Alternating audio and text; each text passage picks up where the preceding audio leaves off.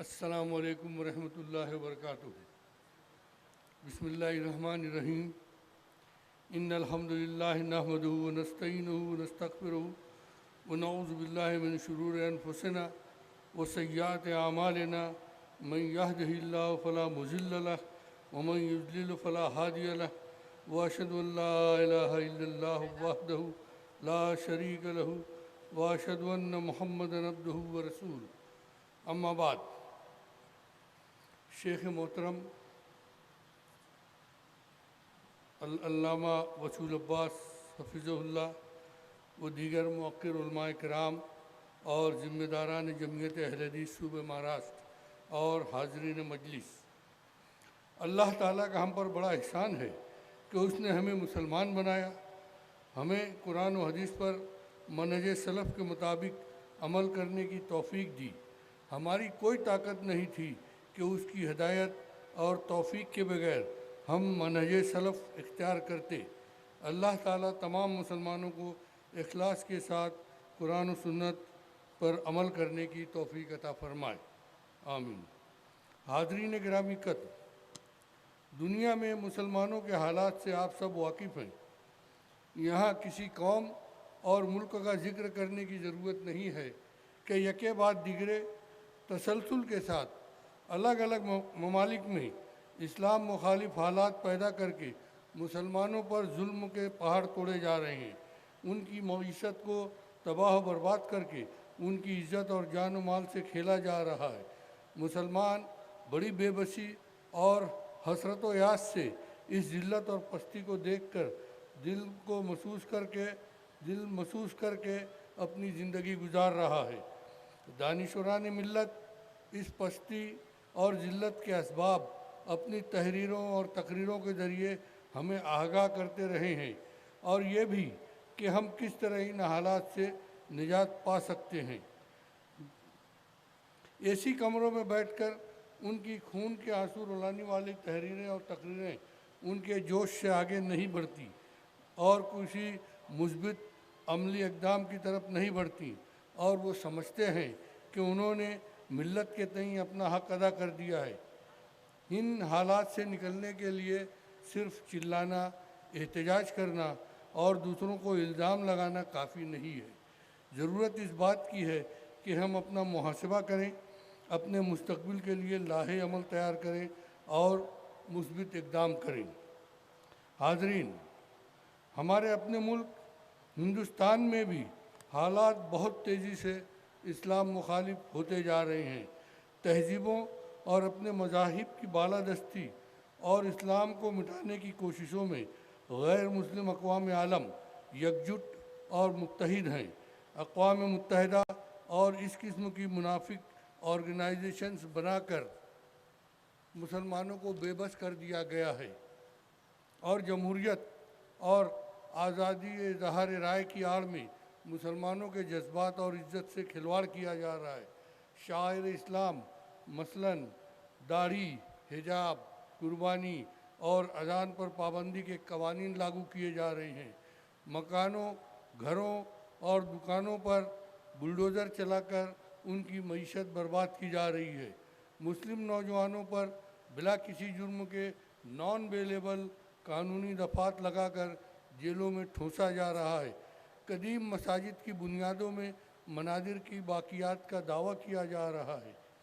1000 سالہ مسلم دور حکومت کو غلامی کا طوق بتا کر بدلہ لینے کی باتیں کی جا رہی ہیں۔ ہمارے نبی مکرم حضرت محمد صلی اللہ علیہ وسلم کی اہانت کرنے والوں پر قانونی کارروائی کی بجائے ان کی پذیرائی کی جا رہی ہے اور حکومتی انعامات سے نوازا جا رہا ہے۔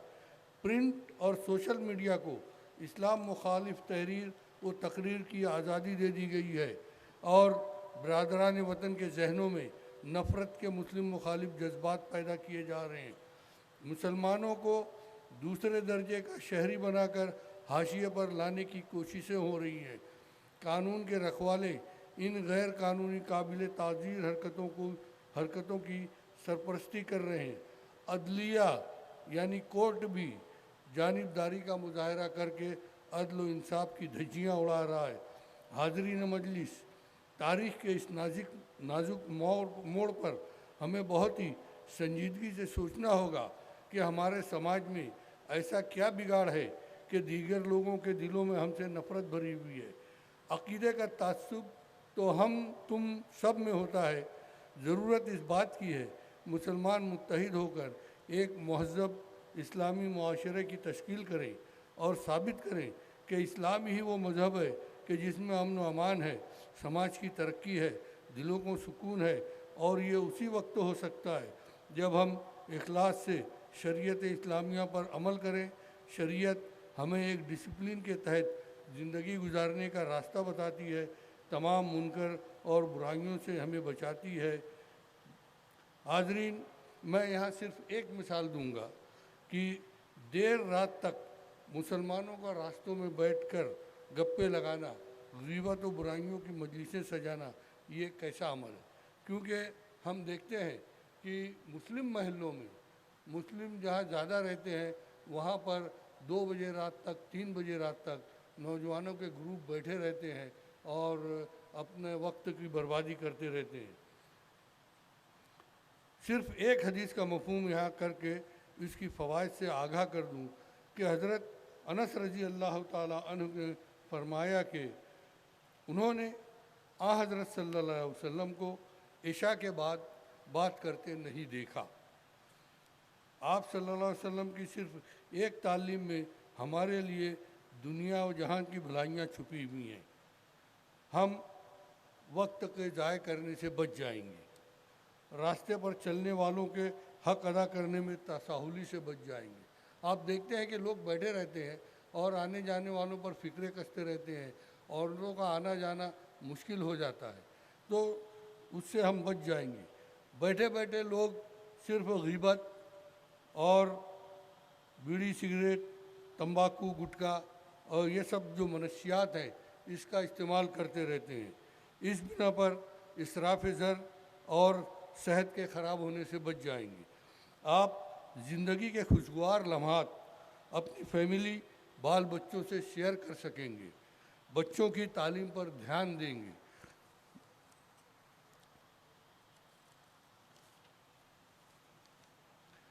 صبح فریش مائنڈ کے ساتھ اٹھ کر نماز فجر ادا کریں گے، تلاوت قرآن کریں گے، اللہ تعالیٰ کی طرف سے آپ پر برکت نازل ہوگی، آپ کا دماغ تناؤ سے خالی ہوگا اور آپ اپنی ڈیوٹی اور کام کو خوش اسلوبی سے ادا کر سکیں گے۔ اسلامی اور دیگر علوم کی کتابوں کا مطالعہ کرنے کا آپ کے پاس وقت ہوگا اور اپنی معاشرت بھی سدھار سکیں گے۔ آپ کے اہل و عیال میں آپس میں اتحاد اور محبت پیدا ہوگی اور آپ ایک ڈسپلنڈ لائف گزارنے لگیں گے۔ جرائم اور فحاشی سے آپ کی حفاظت ہوگی، آپ اچھائی کا نمائندہ بن جائیں گے اور یقیناً اللہ تعالیٰ کی رحمت آپ کے شامل حال ہوگی۔ اور بہت سی باتیں اور نتائج اخذ کیے جا سکتے ہیں۔ دیکھنے کی عبرت کی بات یہ ہے کہ حضور اکرم صلی اللہ علیہ وسلم کی صرف ایک سنت پر عمل کر کے ہماری زندگی کتنی پرامن اور پرسکون ہو جائے گی۔ تو غور کیجئے کہ اگر مکمل اسلام پر عمل کریں گے تو ہمیں دنیا و جہان کی دولتیں حاصل ہو جائیں گی۔ آپ کو ایمان کی حلاوت ملے گی جسے صرف محسوس کیا جا سکتا ہے، بیان نہیں کیا جا سکتا، اور آخرت میں یقیناً اللہ تعالیٰ کے فضل سے کامیاب و کامران ہو جائیں گے۔ اللہ تعالیٰ ہمیں توفیق عطا فرمائے، آمین۔ یہ تذکرہ کر کے میں بتانا چاہتا ہوں کہ شریعت اسلامیہ پر عمل کر کے ہمارا سماج کتنا ترقی یافتہ ہو جائے گا۔ میں ہماری نوجوان نسل کو یہ الزام نہیں دینا چاہتا کہ وہ ایسے ہیں اور ایسے ہیں۔ بچپن سے ہم اپنے علماء کرام سے دینی باتیں سنتے آ رہے ہیں، مگر ہمارے اندر عمل کا جذبہ کم ہی پیدا ہوتا ہے۔ ہم جانتے ہیں کہ شریعت اسلامیہ پر عمل کر کے ہم کامیاب و کامران ہوں گے۔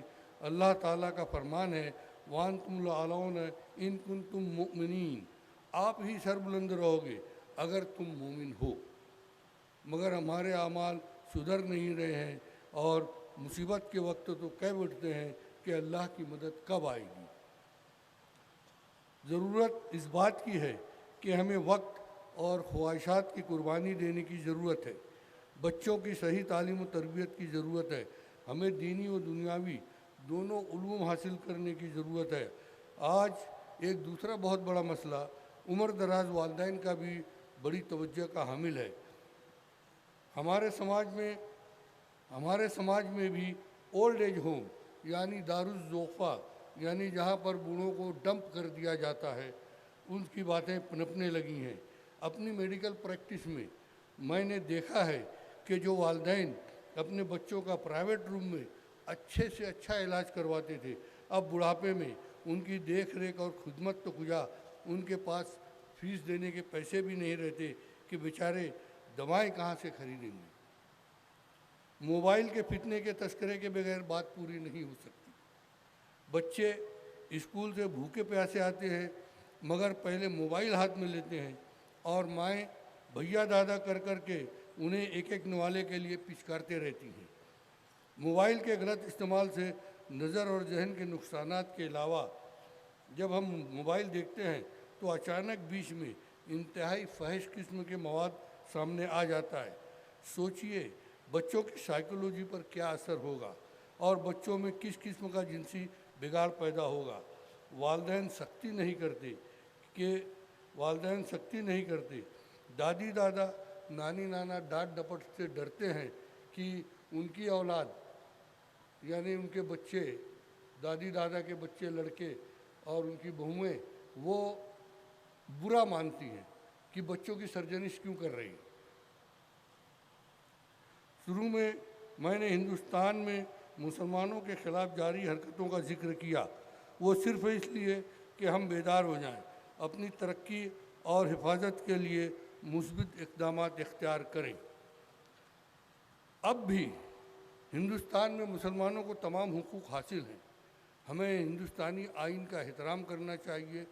غیر آئینی غیر قانونی کاموں سے دور رہنا چاہیے اور برادران وطن سے اچھے تعلقات قائم رکھنا چاہیے. آئین میں دیے گئے حقوق سے فائدہ اٹھا کر اپنے سماج کو ترقی پر لے جانا چاہیے.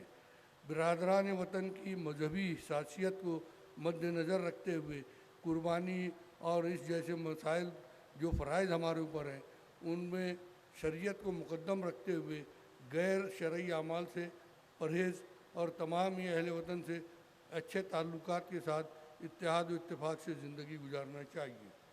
حاضرین مجلس، اب جب کہ غیر مسلم حضرات سے اتحاد اور اتفاق سے رہنے کی بات کر رہے ہیں تو اس سے پہلے ضروری ہے کہ مسلمان خود مسلک کی بنیاد پر آپس میں سر پٹول نہ کریں بلکہ ہمارے اپنے عقیدے میں مشترکہ مطلوبی مسائل کی بنیاد پر اتحاد و اتفاق سے رہیں. اپنے دل کو نرم کریں اور ایک دوسرے کی خیرخواہی کے متمنی رہیں. اللہ تعالی ہمیں توفیق دے.